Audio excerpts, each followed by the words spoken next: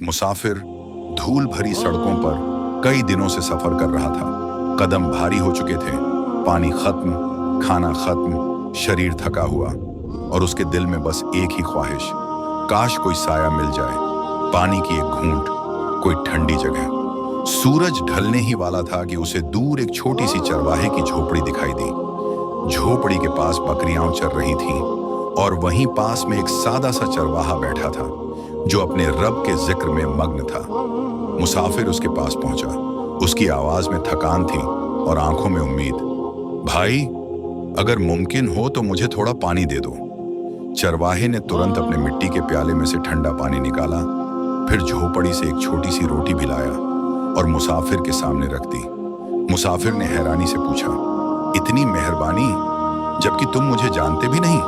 चरवाहा मुस्कुराकर बोला, मेरा रब मुझे देखता है, बस इतना काफी है।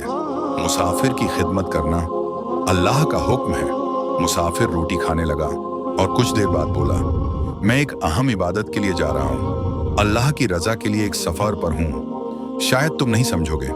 चरवाहे के चेहरे पर अजीब सा सुकून था। वह मिट्टी के प्याले को हाथ में घुमाते हुए धीरे से बोला, इबादत सिर्फ मस्जिद में होने वाले सजदों का नाम नहीं, भूखे को खाना खिलाना, प्यासे को पानी पिलाना, थके हुए मुसाफिर को सहारा देना, ये सब भी अल्लाह की इबादत है। मुसाफिर ठहर गया। वह चरवाहे के चेहरे को देखने लगा। न कोई किताबें, न कोई बड़ी पगड़ी, न कोई दिखावा, लेकिन उसका दिल ऐसा रोशन जैसे नूर बरस रहा हो। चरवाहे ने और कहा, हम कभी कभी रब को बहुत दूर तलाश करते हैं, जबकि रब के सबसे करीब पहुंचाने वाला रास्ता इंसानियत की खिदमत है। मुसाफिर के दिल में कुछ टूट गया। सालों की बड़ी बड़ी इबादतें, लंबे लंबे सफर, मुश्किल रियासतें, सब एक तरफ, और यह चरवाहे के कुछ लफ्ज उसके दिल में गहराई तक उतर गए।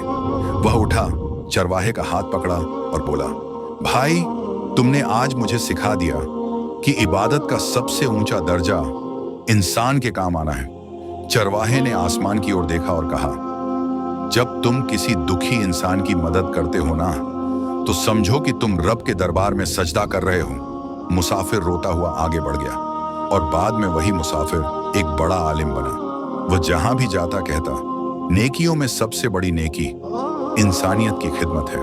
अल्लाह लोगों के दिलों में अपने लिए मोहब्बत तब डालता है जब उसके बंदे एक दूसरे के लिए आसानी पैदा करते हैं। याद रखें, नमाज, रोजा, हज, जिक्र सब इबादतें हैं, लेकिन किसी भूखे को खाना खिलाना यह भी इबादत है। किसी मुसाफिर की मदद करना यह भी इबादत है, और किसी परेशान दिल को तसल्ली देना यह भी इबादत है। और कई बार सबसे बड़ी इबादत, अल्लाह हमें ऐसे दिल अता करे जो दूसरों के लिए आसानी पैदा करें। आमीन या रब्बुल आलमीन।